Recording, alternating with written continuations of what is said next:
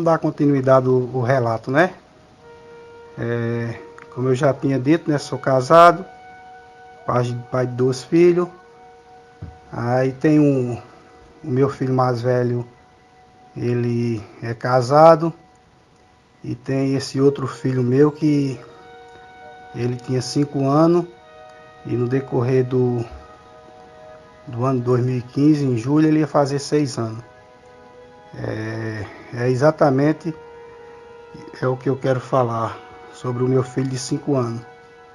Porque em dezembro de 2014, no período que já estava iniciando a Fogueira Santa de Israel, na igreja, eu já estava lá há quase 30 anos, já vi tudo, já presenciei muitas coisas, mas só que a gente fica alienado, né? Pensando que tudo é Deus, aquela pureza, que na verdade de pureza não tem nada, que eles não estão preocupados com salvação de ninguém, eles estão preocupados com a arrecadação. Aí quando foi em dezembro de 2014, o meu filho de 5 anos foi diagnosticado com a leucemia. No caso, aí foi transferido para um hospital aqui de Campina Grande, aonde diagnosticou a leucemia, mas só que não sabia o tipo da leucemia, porque tem vários tipos de leucemia e grau de leucemia. Aí minha esposa olha para mim, aí diz, faz alguma coisa, pelo amor de Deus, faça alguma coisa pelo nosso filho. Aí eu tinha um carro, um Cerato, top de linha, que eu comprei em 2012, comprei novo, no valor de 65 mil. Aí logo peguei esse carro e sacrifiquei na Fogueira Santa. Aí no outro dia a gente foi pro cartório, transferi tudo pro nome da igreja, o carro. Até aí fiquei sem carro. Aí no caso, quando eu sacrifiquei o carro, aí começaram a me chamar para dar o testemunho nas igrejas, aqui onde eu moro. Mas só que o intuito dos testemunhos era exatamente frisar o que foi que a Fogueira Santa fez e o que foi que eu fiz para provocar o milagre de Deus, né? É como se diz, não fala em Deus totalmente, que foi Deus que fez. Olha o que a Fogueira Santa fez, já exatamente para incentivar aquelas pessoas que estão escutando o testemunho, para elas virem sacrificar também. Aí no caso a médica chamou a gente, aí já tinha sacrificado já o carro e fiquei sem carro. Aí a médica fez uma reuniãozinha com a gente, aí disse, olha, Joantes vai ter que ser transferido para Recife, para Pernambuco. Lá tem um hospital de referência no mundo inteiro. A assistência lá é ótima, melhor do que aqui, e ele vai ser transferido para lá, para começar a iniciar o tratamento lá em Recife. Aí nisso foi transferido para Recife, para o IMIP, que é um hospital referência que tem em Pernambuco. Aí saí de onde eu moro para Pernambuco, 250 km, 230 km. Aí chego lá numa quarta-feira.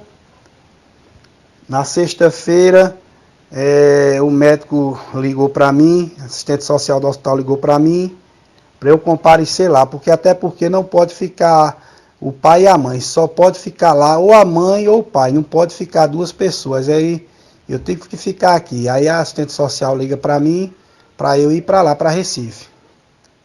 Aí fui, quando eu chego lá e estava médico, psicólogo, médica-chefe, fez aquela reunião com a gente e aí falou o tipo da leucemia que ele tinha, que era muito agressiva, e a chance de vida dele era 50%.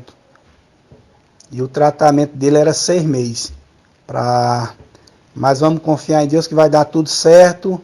Aí ali começou aquela apreensão, né? Aí começou o tratamento. Só que lá a Igreja Universal é perto, 15 minutinhos. Tinha um pastor lá, que estava nessa sede lá, que a gente foi até padrinho do casamento dele. A gente foi padrinho do casamento dele, eu relatei o que tinha acontecido. Poxa, não deram nenhuma assistência, nem conversar em nada com a gente. A gente ficou de dezembro até o mês de maio de 2015 no tratamento. Não foram lá visitar a gente, não procuraram saber como era que a gente estava. Esse pastor que a gente foi padrinho do casamento dele, eu liguei para ele. Eu disse, cadê o amor às almas? Cadê o amor às almas, pastor? Já pensou se eu não fosse alicerçado em Jesus? Hoje eu estava desviado. Vocês fazem o bispo. Ninguém, pastor, ninguém, irmão Davi, ninguém deu assistência a gente ir lá. E lá começava o tratamento, durante 7 dias tomando a quimioterapia. Aí depois que tomava a quimioterapia, as taxas baixavam. Aí tinha que esperar as taxas subir para eles poder liberar para vir para casa. E quando vinha para casa só passava 5 dias e voltava para começar outra sessão de quimioterapia. Resumindo, a gente ficava praticamente, eu, meu filho e minha esposa, a gente ficava distante praticamente quase um mês. Ela lá, com ele lá em Recife, eu em casa, só eu e Jesus. Aí fiquemos nesse sofrimento e eu disse, mas eu não estou preocupado não, eu estou preocupado com meu filho, que é o mais importante. E comecei a ver que o amor à alma não tem amor ao dinheiro. Aí tudo bem. Quando foi em maio, terminou o tratamento. O médico que estava acompanhando ele disse, olha, graças a Deus, a medula de João está limpa. Vocês só vão precisar de voltar aqui em agosto, que é agosto de 2015, para a gente reavaliar, fazer novos exames, para ver como é que está.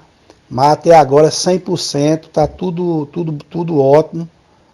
E aí nos deu alta, né? Deu alta a gente ali, aí foi uma felicidade. E ele respondeu bem o tratamento, terminou antes do tempo porque ele não teve nenhuma intercorrência.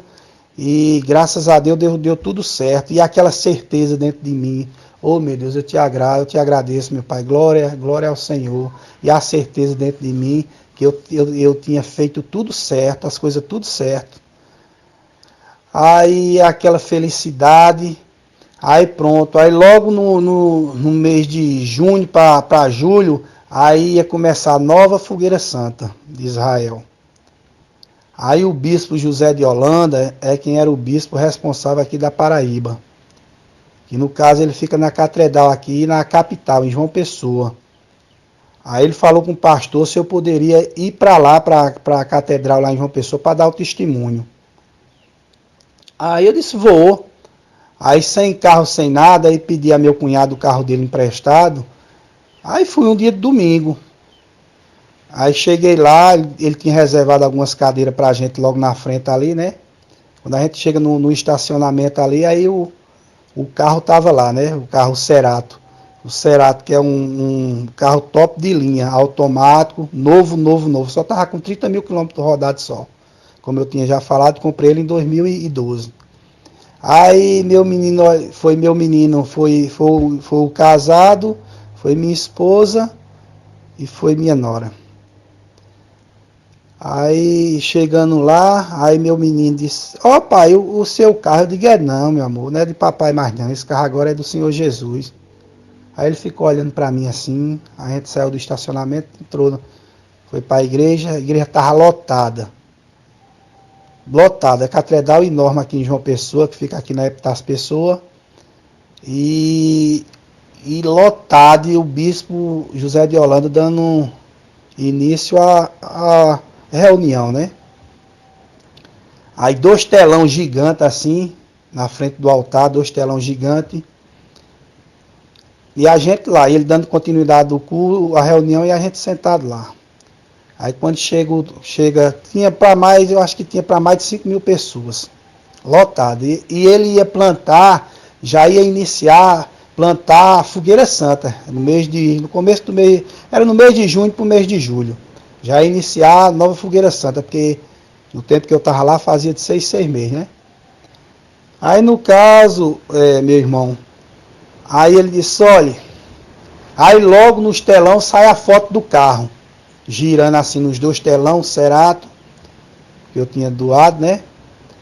Aí ele disse, olha, eu sei a história do rapaz, quando o pastor chegou aqui e trouxe esse carro, eu mandei avisar para ele que o filho dele estava curado, o bispo José de Holanda. Aí me chamou, fui lá, dei o testemunho, mas meu irmão, quando ele fez o apelo para plantar o envelope da Fogueira Santa, levantou 99% das pessoas na igreja. Levantou o pessoal da igreja através do testemunho, né, que eu dei. Aí, tudo bem, terminou, aí o bispo José de Holanda mandou um pastor vir falar comigo se eu poderia vir na outra semana para poder dar o testemunho na televisão, que é tudo na catedral. É tudo lá, a televisão é tudo lá na catedral, em João Pessoa. Eu digo, venho, aí na outra semana voltei de novo, no carro do meu cunhado, as despesas tudo minha. Chegou lá e eles excluem como é que você tem que dar o testemunho e frisar o que é que a Fogueira Santa fez na sua vida, né? Quer dizer, a glória não é para, a glória não é para Deus, né? A glória está sendo o quê? Para a igreja. Porque através do testemunho daquele vai incentivar muitas outras pessoas a sacrificar, né? Aí eu sei que a gente deu uma entrevista na televisão, aí nisso se espalhou. Um pastor conhecido da gente manda uma mensagem no mensageiro para mim, dizendo, seu João, que loucura é essa, seu João? Aqui está bombando o testemunho. Isso foi depois que passou alguns dias que eu tinha dado o testemunho, né? Passou alguns dias que eu dei o testemunho. Aí, quando eles liberaram para as igrejas no mundo inteiro, né? Aí o pastor liga para mim, manda no mensageiro a mensagem que estava bombando nos Estados Unidos, aí México, Japão, estava bombando esse testemunho. Que até hoje eles removeram tudo isso eles removeram, né? Aí passou, quando foi no mês de julho, aí na igreja da que eu congregava aqui, aí o pastor me chama para algumas pessoas que tinham alguma condição financeira, numa quinta-feira de noite, que ia ter uma reunião com a gente foi para lá. Aí ele fala assim, vamos orar, a gente ora, depois que ora, ele disse, seu João, o que foi que Deus falou com o senhor? Eu digo, nada, pastor. Aí ele estipula aquela fogueira santa, o mínimo de 5 mil reais. Aí eu digo, pastor, eu não vou participar não dessa vez não, porque eu tô sem carro. O galpão lá meu tá, o serviço está praticamente parado e eu tô a pé. Aí ele olha para mim e diz, seu João, não fique fora dessa fogueira santa não, o senhor tem que ver que o senhor tem outro filho. Aí eu olhei assim, eu digo, meu Deus, eu digo, não pastor, mas não vou fazer não. Aí passou, né? Numa quinta-feira, quando foi numa terça-feira, na hora que eu vou dormir, aí minha esposa olha para mim e aí começa a chorar. Aí diz, João, tu não vai participar da fogueira santa não, João. Eu digo, Rosângela, eu vou não, tu tá aí vendo o dinheirinho que eu tenho no banco pra gente comprar o carrinho da gente. João, pelo amor de Deus, não faça isso não, a vida da gente como é que tá, João, não faça isso não. Aí nisso, eu digo, é isso que você quer, Rosângela, que eu só tinha no banco, na minha conta, 33 mil reais. E tinha dois cheques de 3 mil em casa, mais um dinheiro arredondando dava 40 mil. Aí o que foi que eu fiz? No outro dia eu peguei esse dinheiro que eu tinha na conta e transferi 33 mil reais para a conta da igreja, que isso eu tenho tudo documentado, que isso eu tenho tudo em casa. Aí transferi. Aí fiquei sem nada. Aí minha esposa, ela tinha 1.700 reais, que era exatamente o que o governo dava aqui quando quando a pessoa aqui faz tratamento fora do domicílio, que é fora do estado que mora, aí o governo ele dá um auxílio para você se alimentar as despesas, né? Ela tinha 1.700 dessas despesas que quando ela ia para Recife para comprar alguma coisa, o que precisava, aí minha esposa pegou, deu esses 1.700. Aí tudo bem, fiquemos sem nada. O dinheiro que ficou na conta, para dizer o que ficou, parece que foi R$ 1,01. Mas meu irmão, aí meu filho olha para mim e diz, pai, eu digo, oi meu amor. Diz, pai,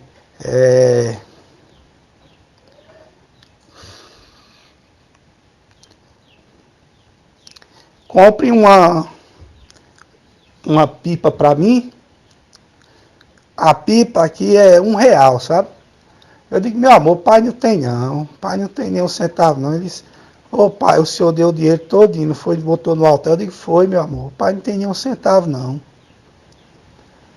Aí, meu irmão, eu só sei que fiquei sem nada, sem dinheiro na conta, sem nada. Mas graças a Deus, Deus nunca, assim, sempre chegava com providência na vida da gente. E a gente pensando que estava fazendo tudo certinho. Aí nisso sai esse pastor, que a primeira fogueira santa eu dei o carro, a segunda eu dei os 33 mil, mais 4 mil que eu tinha em casa, 40 mil, mais 1.700 da minha esposa. Aí ele sai, entra outro pastor, é transferido. E logo assim, na primeira fogueira santa, que eu esqueci de falar esse detalhe, quando eu sacrifiquei o carro, que eu procurei o pastor já estava no Rio de Janeiro lá, foi visitar a família no Rio, foi aquele negócio, tudo que a gente sabe pago pela igreja, porque quando o pastor arrebenta na fogueira santa, logo a direção premia, né? A verdade é essa, né? Aí pronto, aí quando foi, trocou de pastor em julho, depois da Fogueira Santa. Aí foi para uma igreja grande, em João Pessoa, tudo que a gente já sabe, entrou esse novo pastor. Aí ele começou a acompanhar o caso da gente. Aí eu só sei que era para voltar em agosto de 2015 para reavaliar os exames. Só que no período de julho ainda, meu filho começou a apresentar umas manchinhas pela perna, que era exatamente as manchas que estavam aparecendo no decorrer do ano de 2014, que foi onde foi descoberta a leucemia. Aí eu comecei a esquentar minha cabeça, eu digo, meu Deus, não estou acreditando não, mas aí a gente se ajoelhou, eu e ele, clamando a Deus, e a gente voltou em agosto de 2015. Quando a gente volta em agosto de 2015, e vai fazer o exame da medula para ver como é que tá, aí deu uma diferençazinha. Eu só sei que aquela diferençazinha foi mais ou menos 15 dias investigando. Quando pensa que não, irmão, a leucemia voltou e voltou mais agressiva. Quando a leucemia volta agressiva, eu me desespero. Eu esqueço, meu Deus, não estou acreditando, meu pai, tem misericórdia. Aí nisso eu digo, Senhor, fala comigo, Senhor, me dá uma direção, me dá algo que eu não estou aguentando mais não. E nisso minha esposa lá em Recife, desesperada. Eu digo, minha filha, não se desespere não.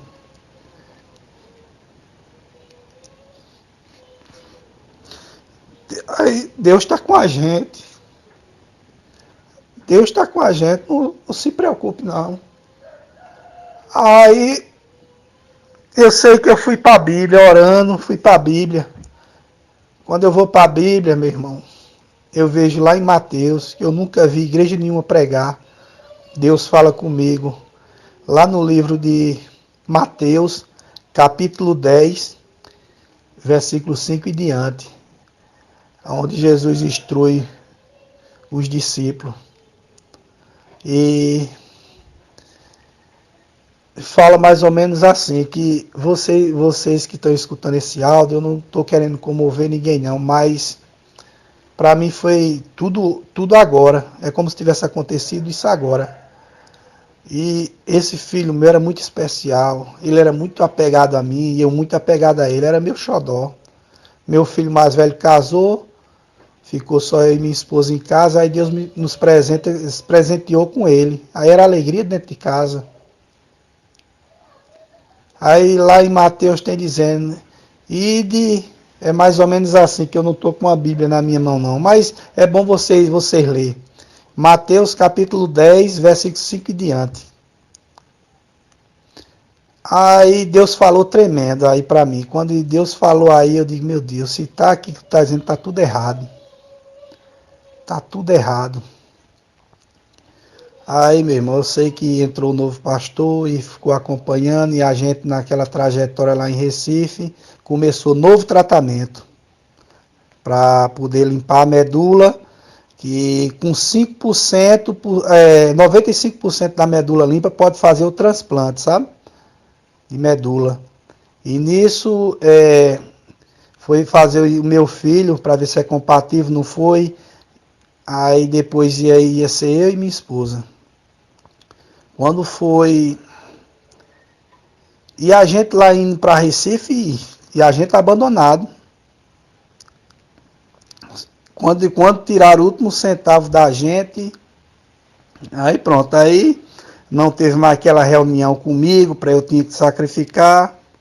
Aí tudo bem, quando foi no mês de novembro, esse outro pastor ele olha para mim e disse, seu João e a minha esposa, quando vocês forem para Recife, fizer novos exames, vê se vocês conseguem um pouco de sangue de Joanes. Eu disse, mas para quê, pastor? Ele disse, não me pergunte nada, né? Quem vai me dar a direção é o Espírito Santo. Aí eu disse, tá certo. Aí quando a gente foi, né, conseguiu um pouquinho de sangue de Joanes, entregou a ele. Quando foi no mês de dezembro de 2015, ia começar outra fogueira santa.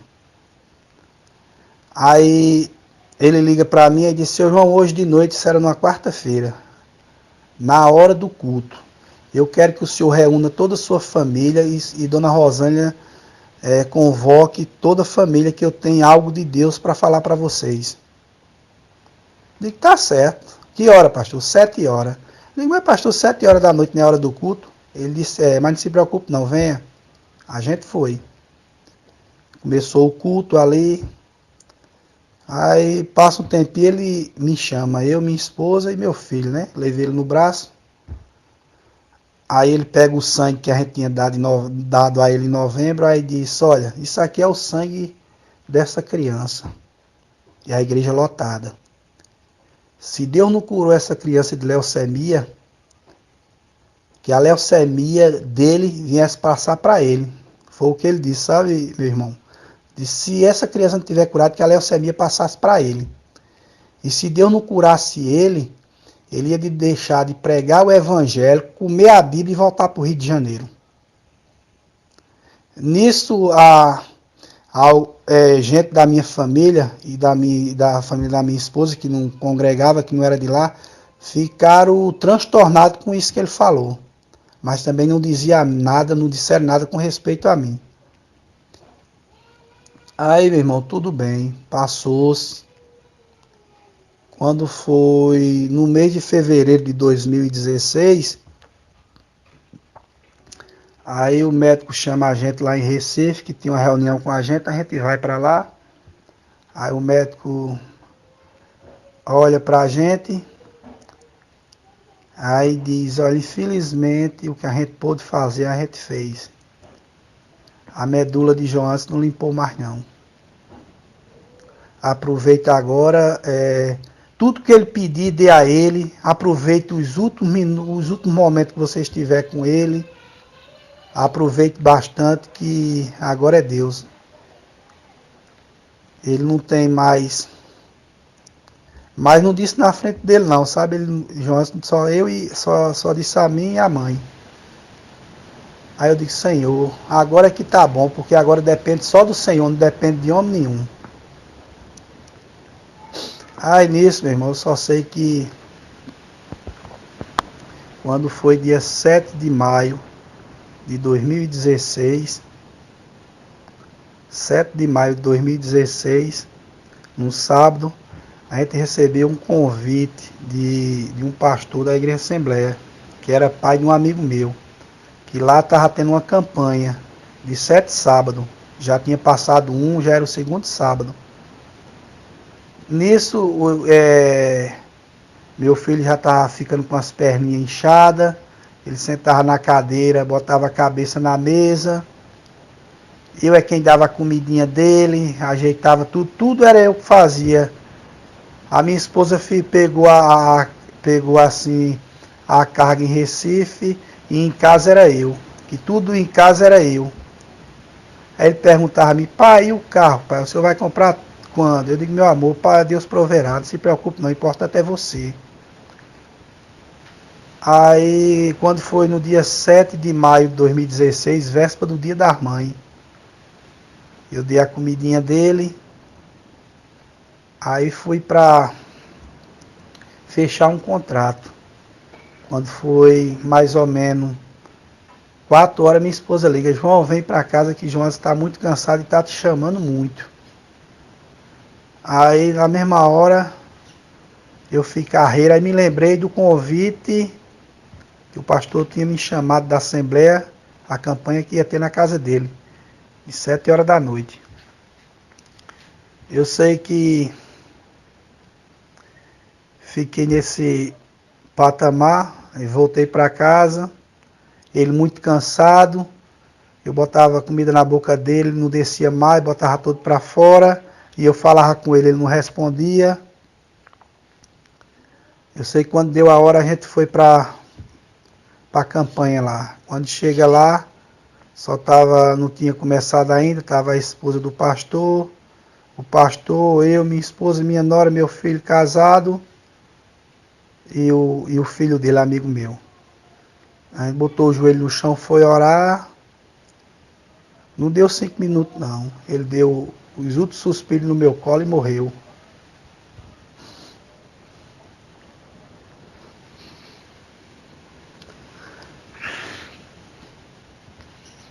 Nisso, minha esposa, meu filho se desespera. Eu só desci as lágrimas. Eu digo, meu Deus, o Senhor vai ressuscitar meu filho. O Senhor vai ressuscitar, meu pai. Peguei ele no braço, botei dentro do carro, aí para uma viatura de lado do carro, que era conhecido do pastor, que o pastor é sargento da polícia, ele foi contar o que estava acontecendo. Ele disse, não, eu levo o carro, dirijo para você o rapaz da viatura. Eu digo, não, meu irmão, pode ficar despreocupado que eu estou tranquilo. Disse, rapaz, eu levo, rapaz, e meu filho morto, entreguei a meu filho, casado, ele sentou logo atrás, aí viemos para casa. Aí eu fiz uma ligação para dizer o que tinha acontecido para algumas pessoas, quando pensa que não, aquela multidão lá em casa. Quando eu cheguei, era mais ou menos quase 8 horas, vi a multidão de gente, e muita gente acompanhava, muita gente que tem a amizade da gente, as pessoas boas. Aí quando chega, liguei para o pastor, quando chega, o pastor, com pouco minuto, o pastor encosta na minha casa. Disse, seu João, a gente tem que fazer uma oração pelo seu filho, mas aqui tem muita gente. Não dá para fazer aqui não. Eu digo, o senhor quer que eu faça o quê? Ele disse, leva ele para a igreja. Eu digo, o senhor quer que eu leve ele? Eu levo. Ele disse, bora levar ele para a igreja? Aí levei ele para a igreja. Quando chegou lá na igreja, o pastor botou ele já sem vida em cima do altar e começou a clamar, a orar a Deus. E nada do menino se levantar. Aí ele olhou para mim e disse, seu João, o senhor está participando da campanha? Eu digo, estou não, pastor. Aí ele pegou um envelope e me entregou. Disse, olha, bota toda a sua força aqui pelo seu filho. Aí ele já estava me dando aquela revolta. Aí já veio que Deus tinha me mostrado lá em julho, em Mateus capítulo 5 e diante. Aí eu só sei que voltando para casa, nisso, antes disso sair, chega meu irmão mais velho, querendo pegar o pastor, aquela ignorância que ia matar o pastor. Eu digo, não, meu irmão, fique quieto, pelo amor de Deus, me respeite, pelo amor de Deus, olha, isso é Deus que está me segurando. Aí ele não fez nada, sabe? Aí voltamos para casa. Aí nisso, na madrugada, fui resolver tudo do velório dele, mas a certeza que Deus ia levantar ele. Mas só que Deus não dá a glória dele a homem nenhum, a honra, porque até mesmo os testemunhos que eles mandam a gente dizer, olha o que a fogueira santa fez, e Deus fica em último plano. Como é que Deus está no negócio desse, né? Aí eu só sei, meu irmão Davi, fizemos o enterro dele, dia das mães, no domingo, dia 8 de maio de 2016. Quando foi na terça-feira, chega os pastores lá em casa, os dois que passaram pela igreja. Aí foi o que eu falei, Deus me deu tanta direção nesse dia. Eu digo, olha, há 20 anos atrás, tem aqui em Campina Grande, tem um Parque do Povo, onde faz o maior São João do mundo. Eu disse aqui, tudo para a igreja é o diabo. Nesse tempo, quem usasse óculos era do diabo, que não era para aceitar, que isso é uma maldição, que um homem de Deus não pode usar óculos. Isso há mais de 20 anos, mais de 20 anos atrás. Aí teve uma concentração lá nesse Parque do Povo, onde é conhecido no mundo inteiro. Aí eu sei que fizeram aquela fogueira de óculos, meio mundo de óculos. Terminou a concentração, o povo saiu mais cego do que chegaram. E hoje em dia quem usa óculos? O Bispo Macedo, quem era contra, muitos pastores, e não era uma maldição? Tá entendendo? Aí isso aí a gente vai vendo assim, abrindo os olhos, mas não quer enxergar. Porque eu fui para lá, eu tinha 13 anos de idade. Quer dizer, você aprende tudo ali de ser certo. Não, porque o maior objetivo deles é com a arrecadação. Aí teve que acontecer isso tudinho. Aí eu sei que conversando lá, aí eu disse, o senhor não ia participar da Fogueira Santa. O senhor disse que... O senhor falou assim, olha senhor, o senhor tem outro filho. Aí ele disse, foi. E o senhor pegou o sangue de João antes assim, que tava vários pastores. Aí um olhou para ele e disse, tu merecia uma pisa, rapaz. Como é que tu vai fazer um negócio desse? Falou com o pastor que tinha feito aquele saco, botado sangue, que ele derramou o sangue do meu menino na cabeça dele, né? Aí passou. Aí mandei um e-mail pro Bispo Macedo, né? Mandei um e-mail. Aí logo eu tinha falado para um obreiro aqui que era muito amigo meu, e ele era muito amigo do pastor. Aí falei para ele que eu tinha mandado um e-mail, tudo, isso eu tenho tudo aqui arquivado. Mandei um e-mail para ele. Aí eu tinha falado para ele que eu tinha mandado um e-mail. Aí o pastor chega numa segunda-feira lá, disse, o senhor mandou um e-mail? Eu digo, mandei. O Bispo Macedo foi. E eu digo mais ao senhor, olha, a minha vontade aqui é ir para a televisão denunciar tudo que aconteceu. Ele disse, não, senhor João, não faça isso não, porque se o senhor fizer, você é inimigo de Deus. Eu digo, inimigo de Deus? Pelo amor de Deus, pastor. E eu quero meu dinheiro de volta. Ele disse, não, senhor, isso não vai ser problema não. Eu digo, eu quero meu dinheiro de volta. Aí passou. Aí o bispo, ele manda depois de alguns dias, o bispo manda um recado que queria que eu fosse, que já era outro bispo, não era o bispo José de Holanda, já tinha trocado de bispo também. Que a gente fosse em João Pessoa na catedral, que ele queria conversar com a gente. Eu digo, eu não vou não, não tenho que conversar com ele não. Se ele quiser, ele vem aqui em casa. Falei pro pastor. O pastor falou com ele e disse, seu João, o bispo perguntou se poderia ir aí no sábado, no próximo sábado na sua casa. Eu digo, pode vir. Aí nisso veio, né? Quando o bispo veio, aí veio com uma ruma de segurança armada, aquela ruma de gente. Entrou, sentou lá, fiquemos conversando. Eu disse, seu João, eu estou vindo aqui porque foi o Bispo Macedo que mandou vir aqui na sua casa. Eu digo, foi, tá certo. E nisso, Deus só me dando direção. Eu digo, bispo, eu vou lhe dizer um negócio. Eu quero meu dinheiro de volta. Ele disse, não, isso aí não se preocupe que a igreja vai lhe ressarcir.